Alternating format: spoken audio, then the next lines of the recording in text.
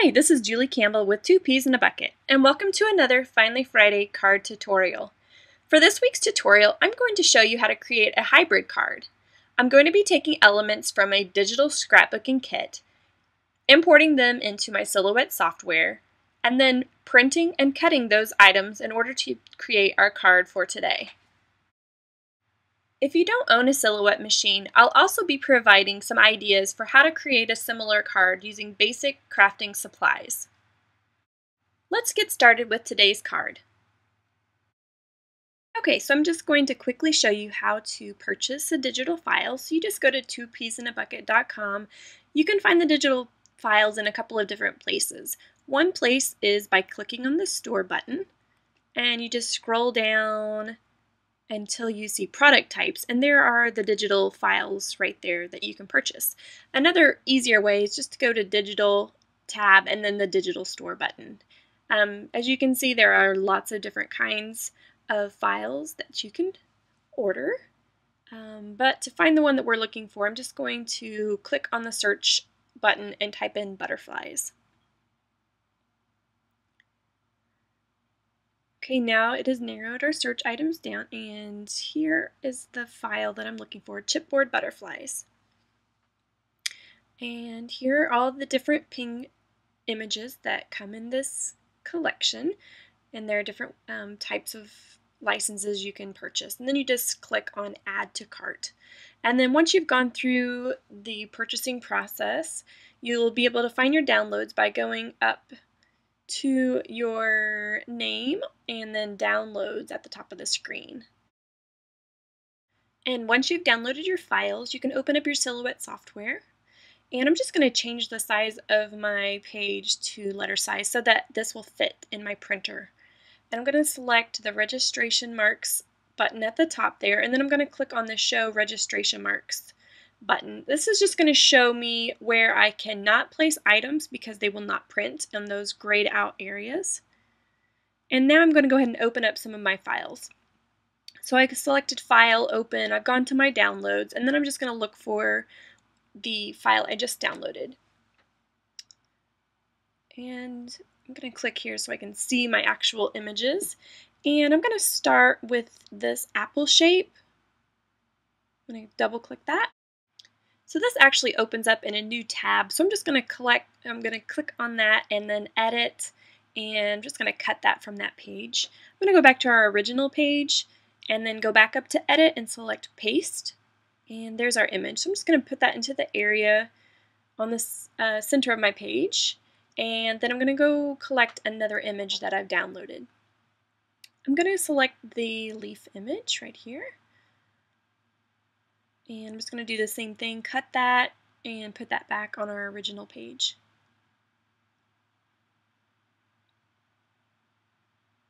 I'm just going to move that over. Okay, so now we have the images that I'm going to be working with. So I'm just going to select the apple image to start working with first. And I'm going to move over to the Trace tab. And I'm going to select a trace area. So I'm just going to click and drag around this apple shape. And as you can see, it's starting to have a yellow outline. I'm going to click on the high pass filter button and remove that. And then I'm just going to move the threshold arrow until the outside of my image is a nice solid yellow. Okay, I'm pretty happy with how this looks right now. So I'm going to look under the Apply Trace method at the top here, and I'm going to select Trace Outer Edge. And as you can see, when I move my apple over, it has done just that. And I'm going to go ahead and undo move because I want those shapes to stay together. I'm going to select both, and I'm going to fuse those together as one. Now we're going to work with the leaf image. I'm going to duplicate this image, and then I'm going to go up to the Object tab, and I'm going to flip this one horizontally. I'm just going to move that down and meet it to the previous leaf image. And now I've basically created a new shape. So I'm going to go ahead and fuse those two shapes together to make one. I'm going to do just as I did earlier with the trace button. I'm going to select the trace area, select both of those leaves, and then I'm just going to make sure I get my outline just how I'd like it. I'm going to go ahead and trace the outer edge again, and as you can see, traced it perfectly. So I'm going to move that back, and I'm going to fuse those items together, the cut line and the image. And now I just am going to place them on my page how I would like to have them printed and cut, just to save a little space there. So now what you would do, you would just go to the print feature, you would follow the commands, and then you would end up putting this through your silhouette. So basically you're going to be able to print and have a perfectly outlined shape that's already cut out for you. I would recommend saving your file directly to your Silhouette Studio software. Then you can open up your images, print and cut them quickly in the future. I wanted to add a panel to my card that has a bracket edge. So I'm going back to my downloads and I'm going to select one of the bracket masks that I purchased from 2Ps as well. I'm just going to select this one. It takes just a minute to come up in my Silhouette software. And as you can see, it's extremely large. So I'm just going to click the top corner and make it a little bit smaller so that we can work with it. I'm also going to flip it 90 degrees. Now I want this to fit on my card front. So I'm just drawing a rectangle and I'm going to resize the rectangle to be the size of an A2 size card. So I went up to the scale tab and now I'm changing my width and my height. And I'm just going to click apply. And as you can see, that resized my rectangle. I'm just going to be using that as a reference. So I'm going to move my bracket shape over that rectangle and I'm going to highlight both of these items. I just want to make sure it's centered. So I'm going to align it centered. It looks pretty good. And now I'm just going to go up to modify and I'm going to crop that. So that's given me the exact shape that I want to work with. So to create my cut line as before, I'm just going to trace my shape. And I'm just going to go ahead and click off the high pass filter, move up my threshold, and then again select trace outer edge. And I don't need this black area anymore, so I can just cut that out. And now, as you can see, the red line indicates a cut line, so I have a shape that's ready to be cut with my silhouette.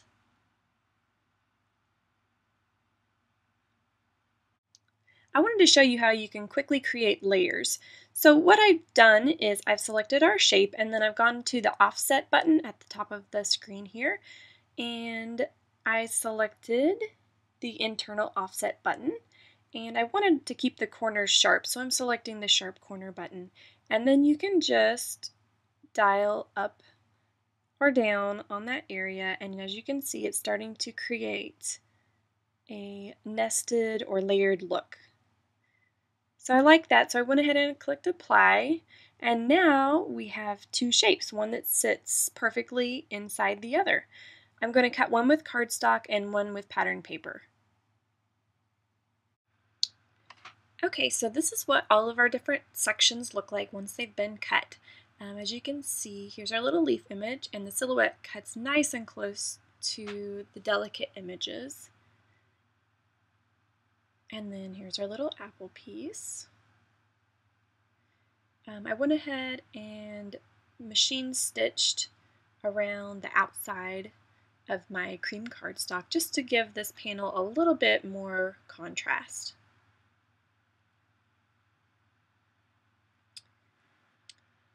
And then I cut this panel from patterned paper. This is going to be on the outside. It's a little bit larger of the two panels. It comes from Basic Gray's new clippings collection. And there's both sides of that paper. I did want to tell you, if you don't have a silhouette machine, you can still create this type of project. What I would do if I did not have my die cutting machine, I would go ahead and use these digital images, but instead of printing and cutting, I would just print them out onto cardstock, and then I would use a die, maybe something like one of these Nestabilities dies, and cut out my cardstock and pattern paper that way. Before you download any digital image, just make sure that you have a computer program that's compatible. You might need Photoshop or some other type of program, so just check and see what type of digital files are included before you make your purchase. Here's some pattern paper that we're going to use for the front of our card. It comes from Basic Gray's new Paper Cottage collection, and this is their 6x6 pad. So I just cut that to a standard A2 size, which is 4 1/4 inches wide by 5.5 inches long. I'm just going to go ahead and adhere that onto a card base here using my ATG tape runner. If you haven't used these tape runners before, I really recommend them. I've tried lots of different tape runners, and these never lose their sticks. So you can send a card to someone and it's going to stay together. Your pieces aren't going to come apart years later. So it's also great for scrapbooking. I'm just going to continue to adhere here. I'm just adhering this cardstock panel onto the pattern paper panel.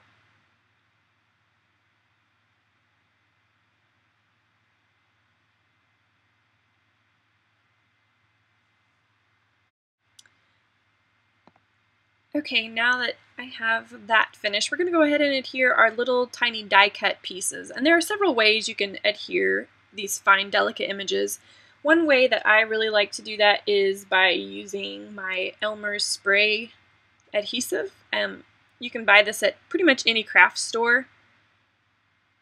And what I do, I just get, I use an empty box and I spray into that box just to avoid getting my tabletop very messy and sticky. So I just put those face down and just lightly spray those.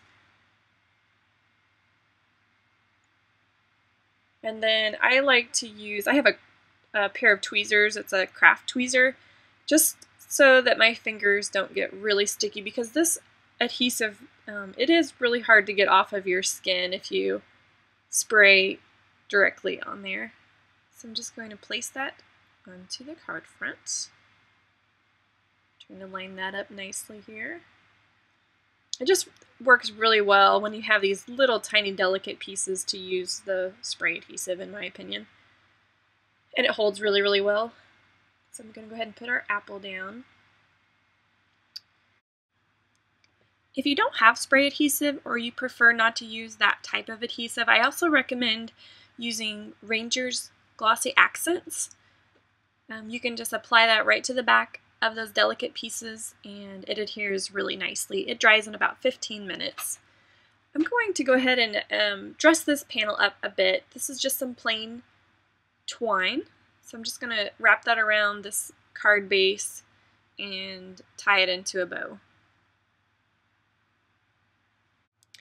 Okay, now this portion is adhered onto the card base, and we need to add a sentiment. So I'm going to be using these self-adhesive chipboard alpha stickers from the Paper Cottage collection that I showed you earlier.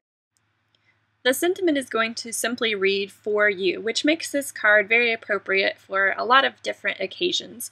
It would be great for a teacher, maybe the first day of school. It could just be just a cute fall card for one of your friends. It just has a lot of options. So I'm going to quickly apply those chipboard alphas. And I wanted to start kind of from the middle of the card and work my way out. So here's our finished hybrid card. I hope you've enjoyed this week's Finally Friday card video. All the supplies and additional information to make this card can be found at www.2peasinabucket.com.